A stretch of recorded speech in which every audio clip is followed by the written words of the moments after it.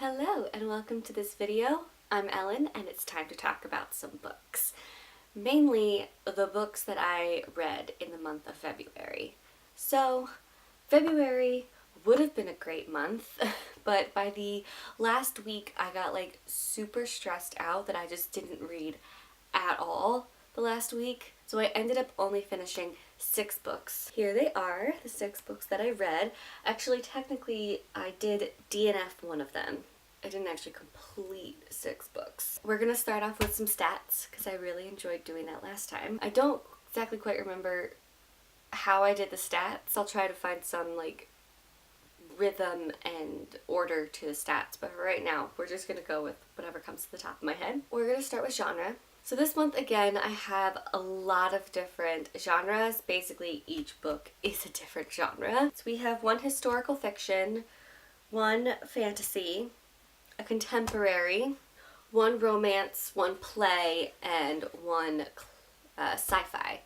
And this month, I did actually read 2 classics, because my goal this year is to read 1 classic a month, and so I read 2 classics this month. Pages-wise, I read a total of 1,611 pages, which averages to about 58 pages a day, almost. And then, so the shortest book I read, 76 pages, super short. And then the longest book I read, technically would have been the book I DNF'd, which is this one. How many with 455 pages, but I technically only read 177 pages, so I'm not gonna have this be the longest book I read because I technically didn't read the whole thing. So then the longest book I read was this one with 406 pages. I read 4 women authors and 2 male authors. Then star ratings, again, each book has a different star rating. I have 1 1.5, 1 3-star, 1 3.5 star, 1 4-star, 1 4.5 star, and 1 5-star. Overall, my average rating though was 3.5 stars, which is not exactly where I want it to be. So one more stat that I can do is the age range of the book. So I read 1 children's book, 2 young adult, and 3 adult. Let's just start talking about the books then. And just like last time, I'm going to do them in order of lowest star rating to my highest star rating. So my lowest star rating is obviously the book that I DNF'd, did not finish this month, and that is The Dead Queen's Club by Hannah Caffin.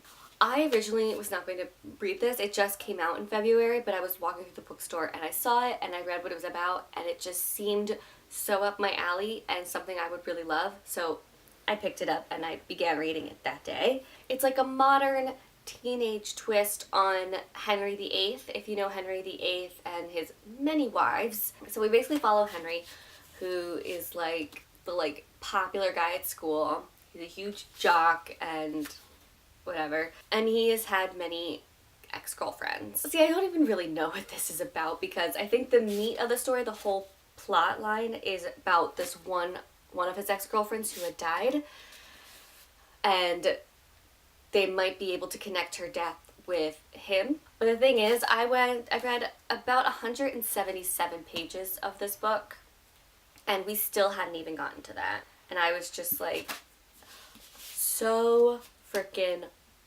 bored.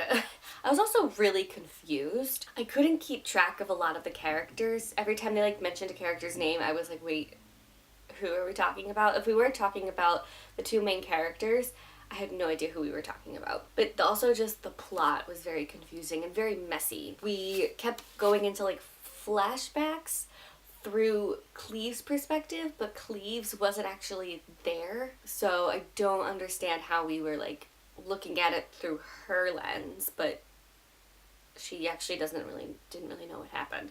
I don't know. It was just confusing. But then another thing I really didn't like was the main character's voice and the way the author wrote it. I felt like the author was trying too hard to sound like a teenager. So the language was just so confusing and honestly super annoying. I could not stand the main character. So I tried to push myself as much as I could with this book, but I eventually had to stop reading it because I was not liking it at all. So I had given this 1.5 stars. My next book is The Time Machine by H.G. Wells. This was the classic that I had chosen to read this month, and it was okay. I didn't mind this one.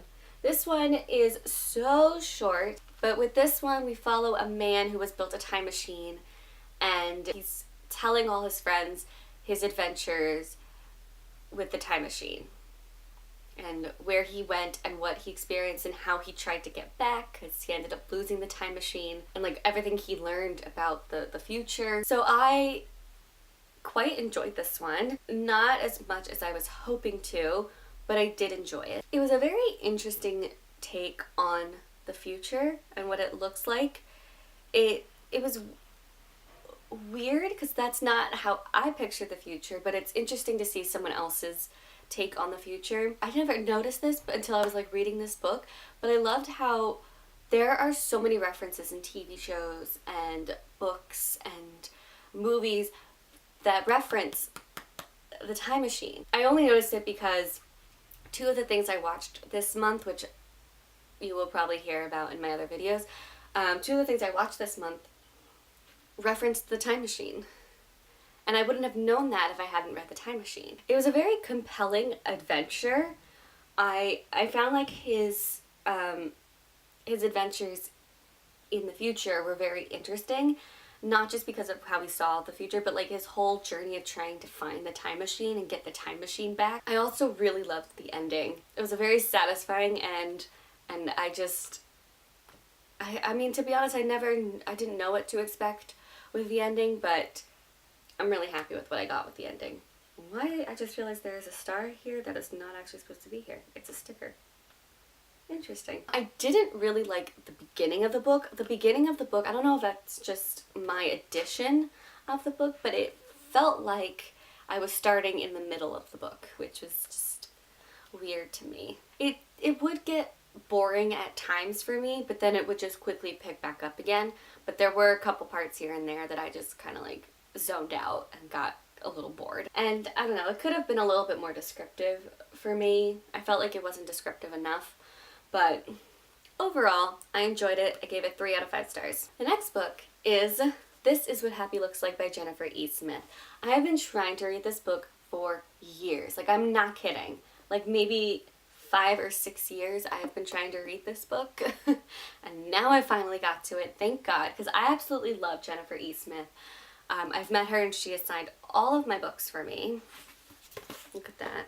Also, she is coming out with a new book soon and I'm very excited about it. This was just like a very cute, light, fluffy romance, teen romance about this girl and this guy. They are pen pals at first and they don't really know who each other is. They have just sent emails to each other back and forth for a couple of months. He finds out where she lives through like talking about it, and he decides to go to Maine, which is where she lives, and meet her. Thing is, he is a famous actor. He's like the teen heartthrob, and she is just this small town girl from Maine. Just about their romance and the trials and tribulations they go through and the happy moments as well. It was so cute, and I was able to fly through this book, just fly through it. It was so sweet, so fun, so cute, and just what I needed. Her books are one of those books where if I'm in a reading slump, or if I just want something to like quickly fly through and just get through it quickly but also really enjoy it, I go to her books. Even though it was very predictable, it was still enjoyable. I also really enjoyed the alternating POVs, so like each chapter was like a different point of view of the main characters. So we'd have one chapter in the girl's point of view, and then the next chapter would be the guy's point of view, and then the next chapter would be the girl's, and like back and forth. So I actually really enjoyed that. It's not perfect, but it's exactly what I wanted, and it's basically like a rom-com. So I enjoyed it very much. So I gave it 3.5 stars. Next I have Much Ado About Nothing by William Shakespeare. If you've watched my last video, you know that I am trying to read one Shakespeare play a month. That just became like a new thing this year. So this is the play that I read this month. and this is one of his comedies, and I loved this one. I had never read this one before, and to be honest, I didn't know anything about it. I just knew it was a comedy, but I really, really enjoyed it. And again, I'm going to say I really like these No Fear Shakespeare editions. They really help me understand the Shakespeare language, because for some reason Shakespeare is hard for me to understand, but having the modern English text on the other side really helps me understand it. But anyway, this, again, we follow a good amount of characters, but the main characters in this one are Beatrice and Benedick, and they absolutely despise each other. They hate each other so much, but then their friends basically lie to the other, and they're like, Benedick loves you, Beatrice loves you, and then that in turn like manipulates them to love each other. It's a weird thing. And then we also have Claudio and Hero, who are the instant love story. They see each other, they instantly love each other, they immediately like want to get married. But then Don John manipulates Claudio by having him see her cheating on him with another guy. It's not actually her, it is someone else. But Claudio's convinced that she cheated on him right before the wedding, and that leads to some scandal. It was a really fun time, and I enjoyed this one very much. My favorite part about this book was the banter between Benedick and Beatrice. Oh my god, their banter was so witty. I like highlighted the crap out of it. It was amazing. There weren't as many characters in this one as there usually are in Shakespeare's plays. There were still a lot of characters, but honestly all of them were needed, and I loved them all. The plot was a little weak and a bit over dramatic, but I was able to kind of look past it, because I have to also understand that this is a different time period, and also this is a play and you need it to be semi-short, so you have to wrap things up quickly. There were very strong female characters, which I hugely appreciated, especially for the time period that this was written in. There weren't a whole lot of, I think I just lost the sun. There weren't a whole lot of very strong female characters, so I'm very happy that he put strong female characters in this. And then also, Claudio, Claudio I will say was my least favorite character. He pissed me off so much, because how he like kept drastically changing his mind just pissed me off to a point where I was like, no, Hero, don't marry him. I didn't like Claudio, and yeah, it was a little weak plot-wise, but overall, I had a blast reading this, and I've really enjoyed it a lot, so I gave it 4 out of 5 stars. The next book I read is The Night Tiger. This was the January book of the month, but I ended up not being able to finish it until February, hence why I'm putting it here. You will also see there is no February book of the month in this, and that's because I still have yet to start it.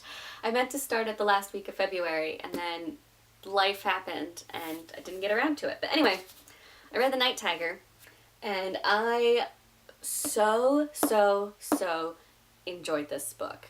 I remember looking at the synopsis and was just kind of like, I don't know what to expect. This is a historical fiction fantasy with magical realism, which is another thing too. I don't usually like magical realism in books, but I enjoyed it in this one. We follow mainly 2 people. We follow Jilin and Ren.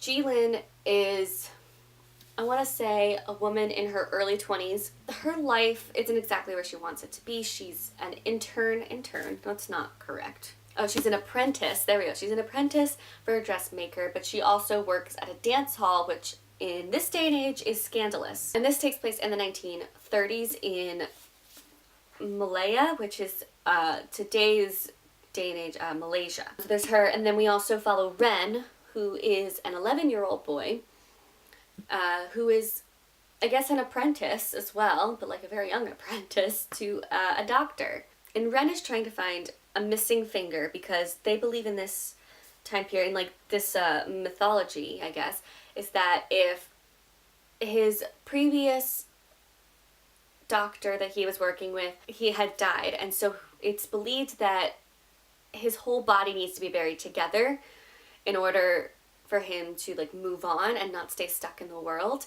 And so his doctor had lost his finger, and so Ren is trying to find the man's finger and reunite the finger with the body, and he has, I think, like 49 days to do it. But it is a journey, and him and Jilin's paths do cross at some point, and they are connected with this finger, and so is Jilin's brother. And there's some romance in this book. There are were-tigers as well.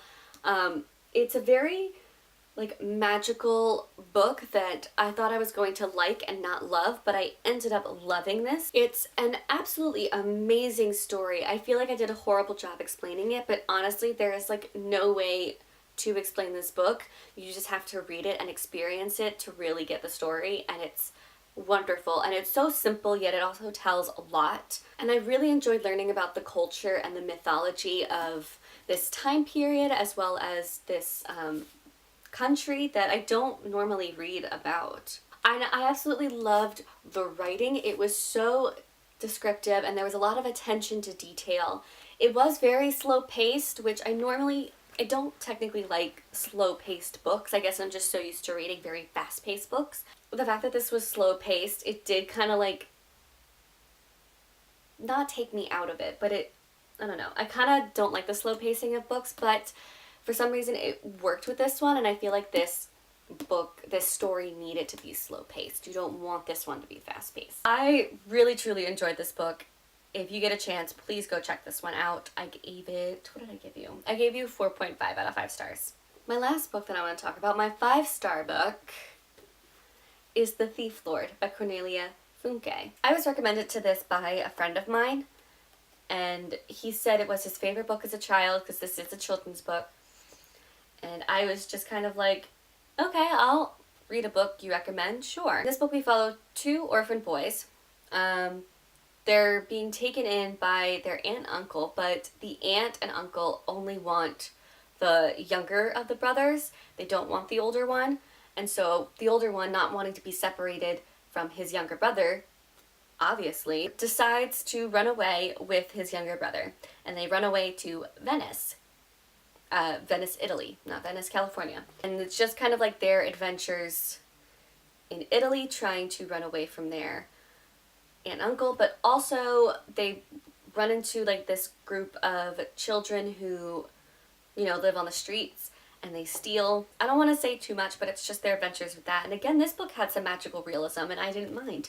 Wow, am I starting to like magical realism again? I really loved this story. It was so magical and so wonderful, and I feel like it wouldn't have been as magical or wonderful if it had taken place anywhere else, but the fact that it took place in Venice, Italy was just amazing. It also brought back a lot of memories for me because I did go to Venice, Italy last year, only like a couple of months ago. The way she described Venice in this book just was so descriptive, and it took me back to Venice, Italy, because we talk about the Rialto Bridge, we talk about the canals and the gondolas, and I was just like, oh my god, take me back. But this was a very fun story. I had no idea where it was going the whole time. I had no idea how it was going to end, or even like what the middle part was going to look like, because I remember reading like towards the middle, and I was like, wait a minute, I could see it just like ending here, but like it's gonna keep going. Where is it going to go? I also liked how every single character was different. They all had different personalities. They were all even like different ages, but yet they all complemented each other